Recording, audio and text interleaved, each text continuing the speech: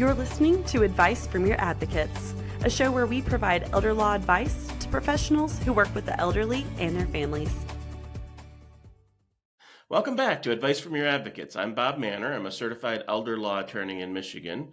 I'm really excited about our podcast for today. So we have Amy Persails, the Planning Services Director at Mannor Law Group. Welcome, Amy. Thank you. So, Amy, what is a Planning Services Director? Good question. I'm majorly responsible for Medicaid, making sure that we get everyone qualified for Medicaid, and overseeing our elder care coordinators, our social workers in the office that are helping with life care planning. So basically, we do both the legal and the financial and the care advocacy, and you're kind of in charge of all of that, Correct. right? Yep. Okay. And so we have some social workers and care navigators, and you are sort of their boss. Yes. Yes. Okay. So today our topic is a very important one because there's a lot of confusion around this. And so we're going to focus on Medicaid. So for those that have listened often, you know the difference between Medicare and Medicaid. But if this is the first time you're listening, let's describe what's the difference between Medicare and Medicaid. So Medicare would be a benefit that you get once you're 65. There are other ways to get it, but once you're 65 and you collect Social Security, you get the Medicare benefit. So it's deducted from your Social Security benefit. It's a health insurance program that you sign up for. You can change yearly in October, and just use as your health insurance. You can get supplemental plans and things like that. And then, that's basically the gist of Medicare. Right. And then Medicaid is a government program, just like Medicare, but it is more for people who need help paying for care. They need care in the nursing home. Depending on your income, you could get an in-home assistance. Sometimes even independent living or assisted living. All of those programs, depending on if they qualify or they the independent or assisted livings work with that program. We'll probably do a new podcast about that program and the income limits at another time. We heard some encouraging news recently that they might change those income limits, which would be a real benefit for the seniors in Michigan. But the difference between Medicare, I'll give the example of my parents. My father had open heart surgery. It cost hundreds of thousands of dollars. He paid almost nothing out of pocket, right? Because Medicare paid for the vast majority of it. A government benefit, I want to make that clear, because sometimes people say, I don't want the government paying my bills. Well, guess what? The government does pay your bills if you have open heart surgery. Now, Blue Cross paid a portion of it, but only probably 20%, and Medicare paid about 80% of hundreds of thousands of dollars. My mother, on the other hand, had Alzheimer's, and she needed care too. But Medicare paid nothing for that. Blue Cross paid nothing for that. So Medicaid is also an insurance program, that you've paid into all your life. And unfortunately, you have to jump through more hoops to qualify for Medicaid. Right. And your job, one of your jobs, among others, is to help people jump through those hoops. Exactly. So that we make sure that you don't have to go broke or lose all your money or impoverish your spouse or your family because you have Alzheimer's or dementia instead of heart disease. Yes, unfortunately. So we're going to focus on one particular rule. And this is one of the confusing rules of what we call gifting. So sometimes the word gifting, or that I call it the G word because I don't want people to do gifting. So let's talk about gifting. And I'll give you my standard story. This was many years ago. I went to get my haircut at the barber shop. My barber at the time was, I think, 90 years old. And great guy, loved him. I haven't seen him in a few years, but he retired, obviously. But somebody came in and they were saying, because this is what men do sometimes, we go to barbershops and talk to each other, and so especially old men. And so this guy comes in and he's talking to my barber while I'm sitting in his chair, and he says, well, I don't know what to do about mom. She can't live alone anymore. I don't know what to do. we don't know how to pay for this. I don't know what we're going to do. And the barber said, well, I'll tell you exactly what to do. This is the barber, not me. Yes. The barber says, just take all the money she has left over, take it out of her account, put it in your account or put it in a gun safe or something like that. And then you apply for Medicaid and everything will be fine. Amy, what do you think of that answer? No, please don't do that. It causes so many problems later. It's fraud, first of all. Right. You could go to jail for that. It's just not the way to go. There's much better planning and ways that we can help with those types of things. Because basically what we're getting at is that there is a couple things that we have to make sure that people understand. There is a look back. So what is the look back? What does that mean? So, and then the last 5 years, if you've given away any of your assets or tried to hide them, then you're subject to a penalty for Medicaid purposes. So if you're trying to get that Medicaid benefit because you're paying for a $15,000 a month nursing home, you are subjected to that $15,000 penalty.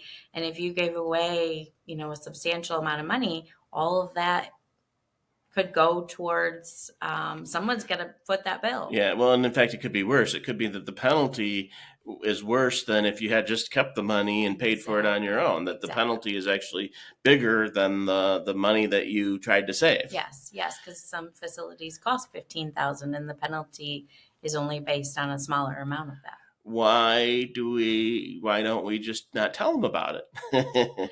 Because again, that's fraud. Yes. And you could go to jail. And they have this thing called asset verification. Yes. So guess what? The government, for better or worse, sees everything, and they can, and they do whenever anybody applies for Medicaid, they're going to do what's called asset verification. And in my mind, I'm sure this is not how it really works, but in my mind, there's some supercomputer somewhere, and they put your name and Social Security in there, and they see every financial transaction you've done in the last few years, and they will see that you took money out. Yes. And I mean, all of those things will come back, and you have to answer to them. And even if you've applied before or you applied this time and it went through and it was fine, the next time it may not. So, and there's other branches of the government that could find it later. So that happens too. And we often see this. We're dealing with this asset verification all the time, right? Yes. Because they'll find things that don't even exist. Not only do they find the things that did happen, they'll find things that, you had this account 2 years ago. Where'd that money go? Yes. And usually when it's our clients, the answer is, we were paying for care. We were paying for our life, and we spent that money, and we can prove it, right? Yes. And so that's okay, but that's how thorough that asset verification is. Yes.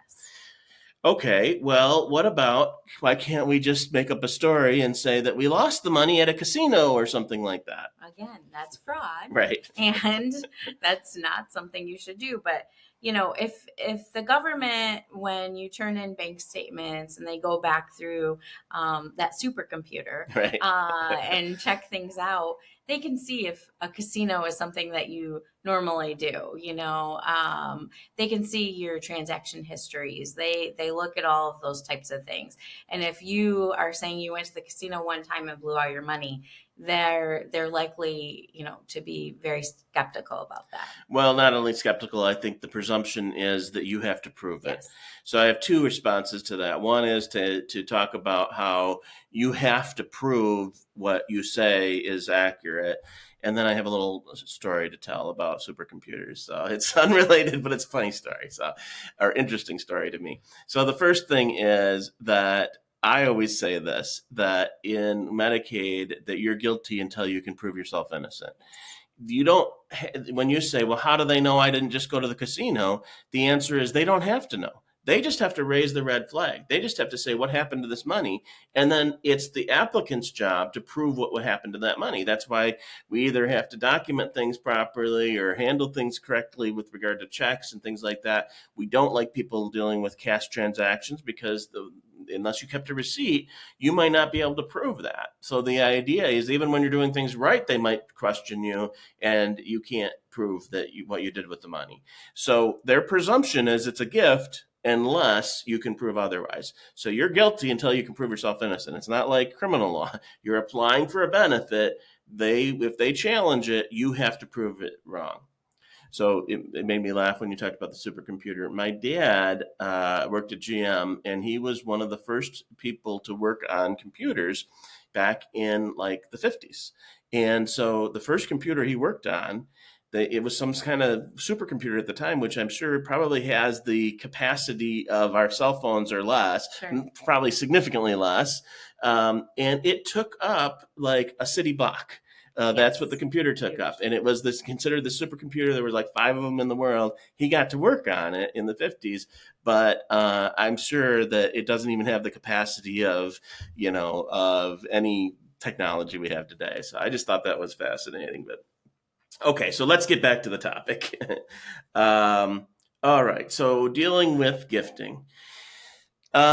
Is there ever a situation where we might use gifting as a strategy that it would be legal? For us as attorneys, yes. So, and you don't mean us gifting, you mean us giving advice. Yes, correct. Yes.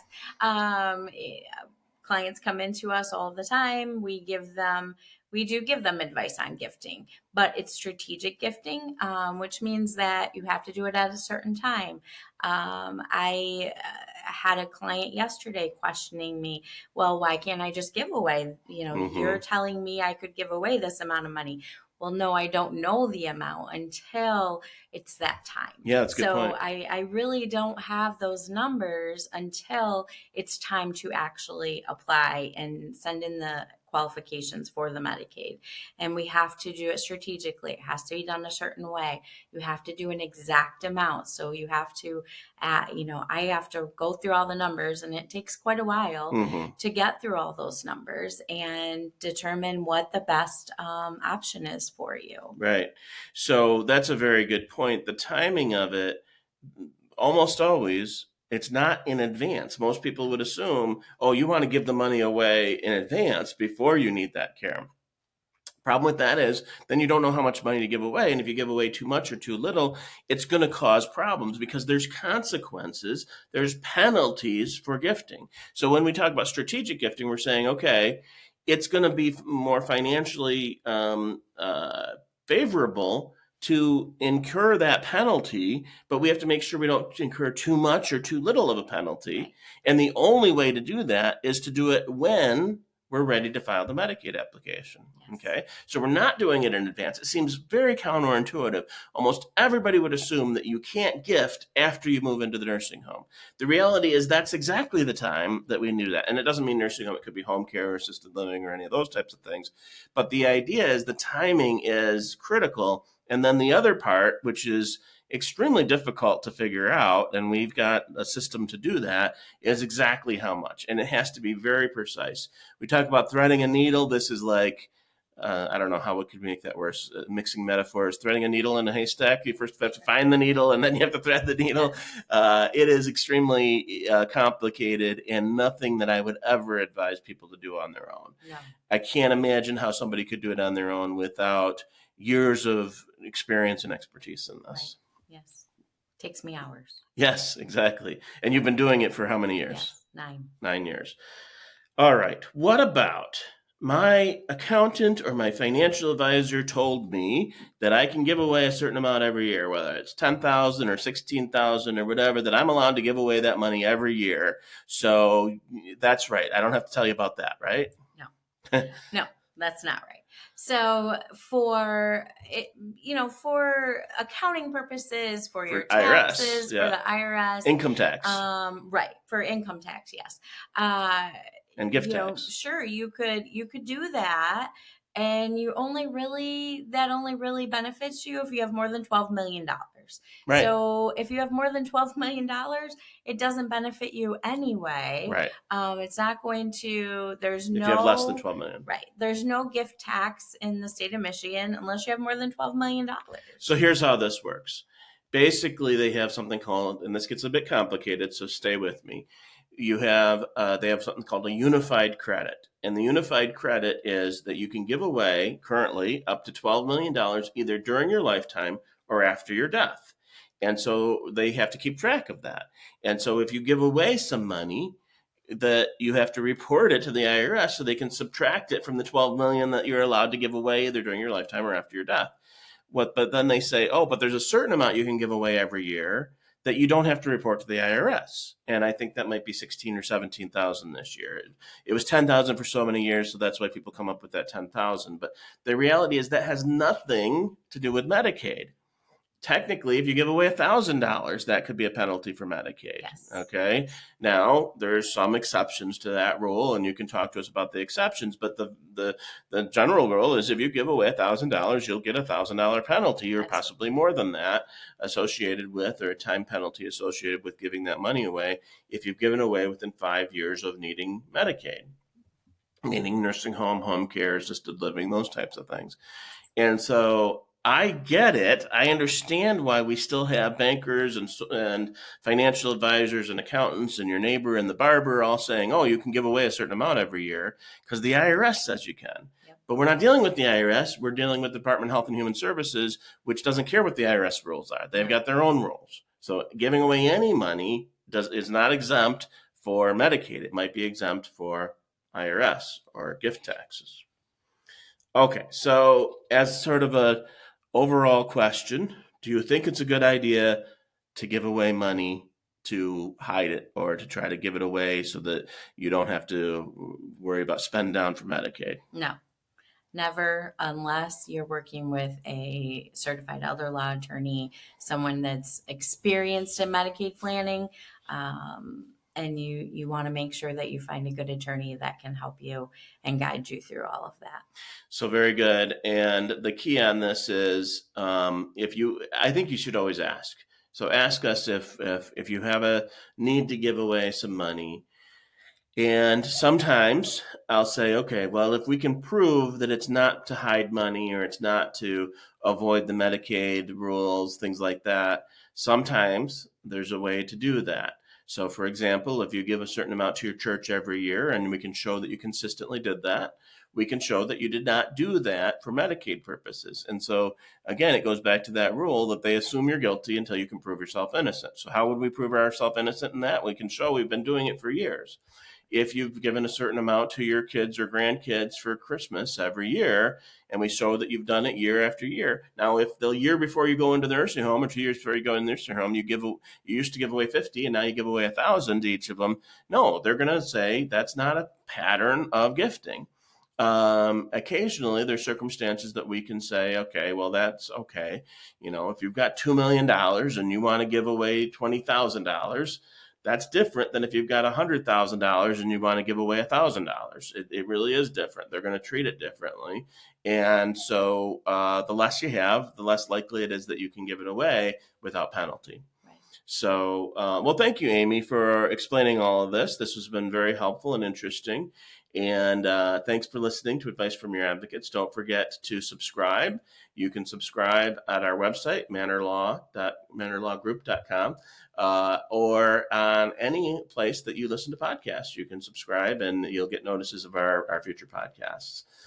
Thank you for listening, and we'll see you next time.